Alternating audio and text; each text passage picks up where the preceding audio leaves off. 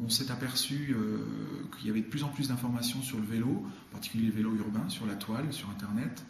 En même temps, le vélo urbain se développe un peu sous toutes ses formes, à la fois du vélo pendulaire, domicile-travail ou domicile-école, fac ou université, à la fois avec le fixie, les pignons fixes, à la fois sur du vélo utilitaire, quotidien.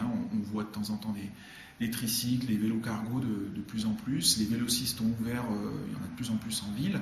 Donc il y a une espèce de culture vélo qui s'affirme. Elle est loin d'être majoritaire, mais elle s'affirme. Et donc et ça c'est à la fois à Lyon, mais aussi dans d'autres villes en France et un peu partout, on va dire en Europe et aux États-Unis. Voilà, il y a quelque chose qui est de l'ordre d'un peu plus que du frémissement.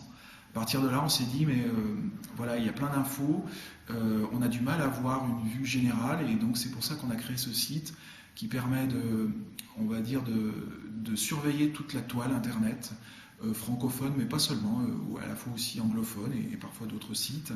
Et puis, à partir de ces sites, de ces articles qui sont publiés, de ces blogs, on les classe, on les trie, on les tag, comme on dit, avec des mots-clés, une centaine de mots-clés. Ça permet à la fois de voir régulièrement qu'il y a de l'info qui déboule tous les jours sur le vélo. On a le top des villes françaises en matière de vélo, ça serait Strasbourg, Grenoble par exemple. Celle tout en bas, c'est Marseille ou Toulon. Toulon, c'est même encore pire que Marseille, je crois, qui ne font presque rien pour le vélo, voire même qui refusent. Et puis, entre les deux, vous avez deux catégories. Une qui, comme Bordeaux par exemple, essaye de s'accrocher au peloton de tête, qui arrive sur certains aspects, qui arrive moins sur d'autres, mais qui est pas loin.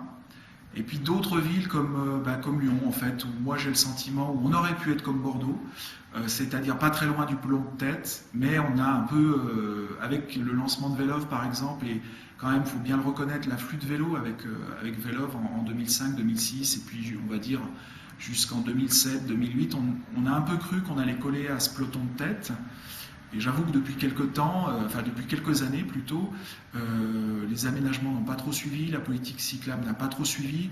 Quand je parle de politique, c'est pas que les aménagements, faut pas parler uniquement de bandes et de pistes, c'est aussi stationnement, c'est aussi services associés.